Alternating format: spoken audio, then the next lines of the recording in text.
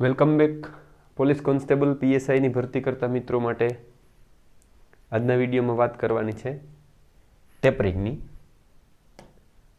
પીએસઆઈમાં જેની ફોર્મ ભર્યું છે એવા મિત્રોની વહેલું ફિઝિકલ આવે છે. તો ટેપરિંગનો અર્થ એવો થાય છે કે ફિઝિકલના કેટલાક દિવસો બાકી છે, 7 થી 10 દિવસો બાકી છે, ત્યારે તમારા જે પ્રેક્ટિસ છે, તમે જે પ્રેક્ટિસ કરો છો એમાં ઘટાડો કરવો.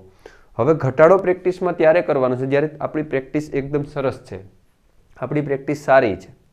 તો ટેપરિંગનો અર્થ એવો થાય છે કે માની લો કે તમારું ફિઝિકલ છે એ 25 તારીખે છે, તો 25 તારીખે કોઈ વ્યક્તિનું ફિઝિકલ છે, તો આવા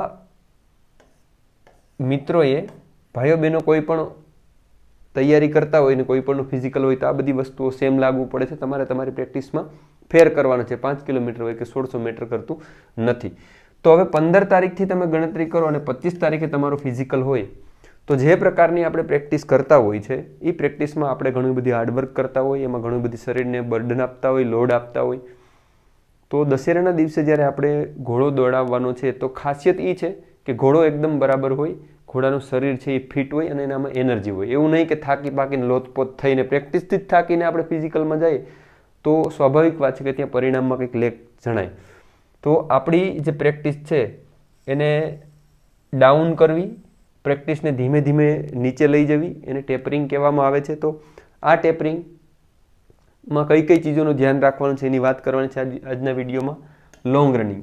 હવે જો તમે દર શનિવારે 10-10 કિલોમીટરનું કે 15 કિલોમીટરનું અથવા તો કંઈ પણ પ્રકારનું વધારે લોંગ રનિંગ કરો છો તો આ લોંગ રનિંગ છે એને ટાળવું જોઈએ, કેમ કે લોંગ રનિંગ પણ શરીરમાં એક્સ્ટ્રા લોડ આપતું હોય છે.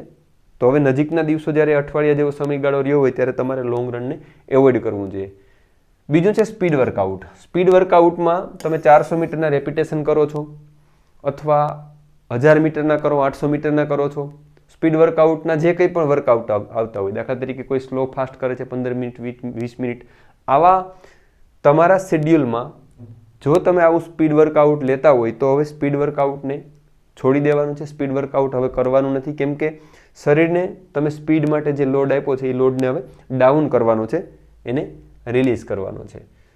સ્ટ્રેન્થનિંગ વર્કઆઉટ ટાળવું. અહીંયા એક જીમનો ફોટો બતાવેલ છે. જનરલી જીમમાં જતા હોય, ન જતા હોય મેટર નથી કરતું, પણ જીમમાં વ્યક્તિ ક્યારે જાય? જ્યારે શરીરને સખત બનાવવાનું છે, શરીરને મજબૂત બનાવવાનું છે. તો સ્ટ્રેન્થનિંગ એક્સરસાઇઝ આપણે કરતા હોય છે આપણા થાઈ મસલ્સને, પગને મજબૂત બનાવવા માટે, શરીરને મજબૂત બનાવવા માટે. હવે આમાં એબીસી ડ્રિલ્સ આવી જાય છે, બીજા જે સ્કોડ્સ છે આ બધી આવી જાય છે, સીડીઓ કોઈ ચડતા હોય છે, સતત રસ્સા ચડવાનું હોય છે. તો આવી બધી જે સ્ટ્રેન્થનિંગ વર્કઆઉટ છે એ જે તમે વધારે કરતા હોય, એક્સ્ટ્રા કરતા હોય તો આને પણ હવે ધીરે ધીરે એવોઇડ કરવા જોઈએ. જો તમને ઓવર લાગતા હોય તો એક માત્રામાં કરતા હોય તો એનો કોઈ સવાલ નથી. અર્થ શું થાય છે ટેપરિંગનો? અર્થ એવો થાય છે કે હવે નવું શીખવાનું કે સ્ટેમિના વધારવાનો સમય નથી. નવું શીખવાનું ક્યારે હોય? જ્યારે તમારી આગળ ઘણો બધી સમય છે, તમે વહેલા જાગી ગયા છો, ત્યારે તમારે નવું શીખવાનું હોય છે, સ્ટેમિનાને બિલ્ડ કરવાની હોય છે. પણ હવે નજીક જ ફિઝિકલ આવી ગયું છે, નજીક જ તમારા જે ફિઝિકલનો દિવસ છે એ નજીક આવે છે, તો હવે કંઈ નવું અખતરા કરવામાં ખતરા ઊભા થઈ જાય એવું નથી કરવાનું.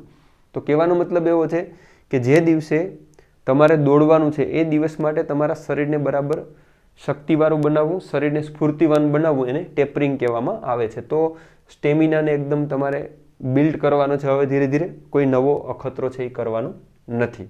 પેસ અને રનિંગને ઘટાડતા જવું. ઉદાહરણ તરીકે કોઈ વ્યક્તિ એમ કહે છે કે ભાઈ હું તો આવી રીતના સ્લો ફાસ્ટ ને સ્ટ્રેન્થનિંગ વર્કઆઉટને કંઈ કરતો નથી, તો મને આ ટેપરિંગ કેમ લાગુ પડે? તો તમને પણ ટેપરિંગ લાગુ પડે.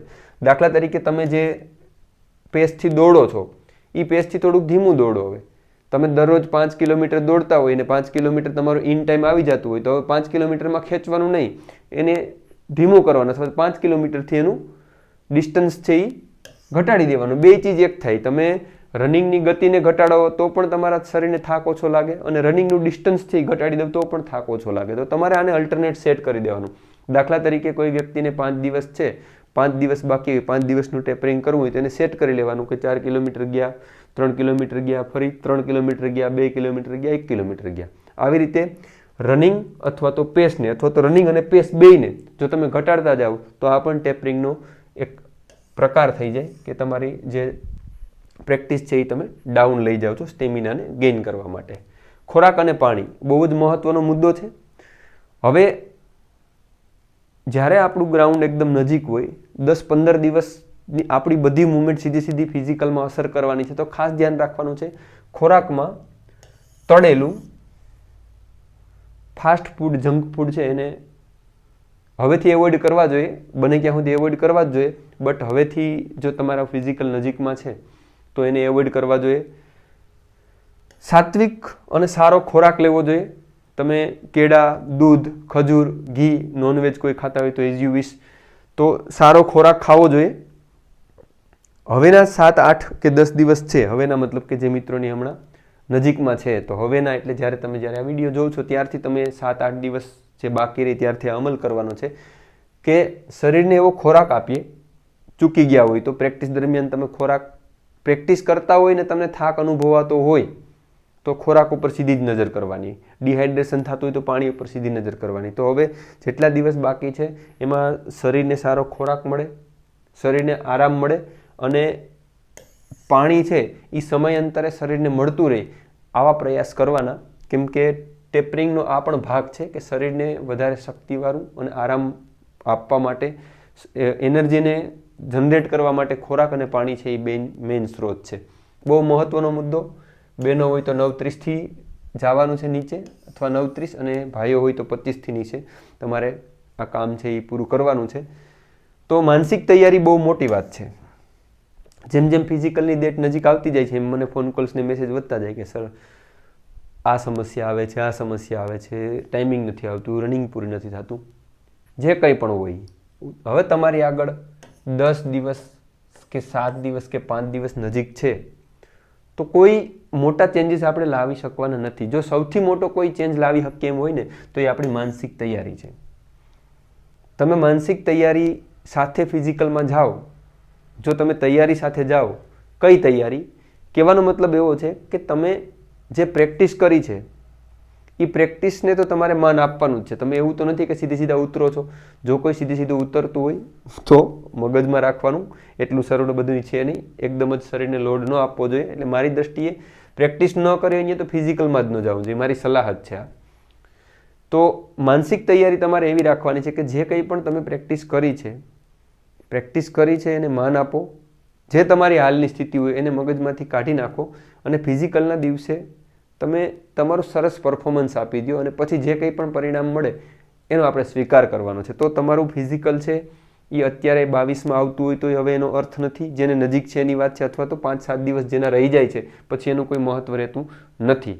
હા, જેને ટાઈમિંગ નથી આવતું ને જેની આગળ સમય છે એની હજુ સમજી જવાનો મોકો છે, પણ જેને સમય નથી અથવા તો 5-7 દિવસ રહી છે ત્યારની આ વાત છે. તો માનસિક તૈયારી આપણી રાખવાની, મેન્ટાલિટીને તૈયાર કરવાની. થોડોક ઇમેજિનેશન પણ કામ આવે છે.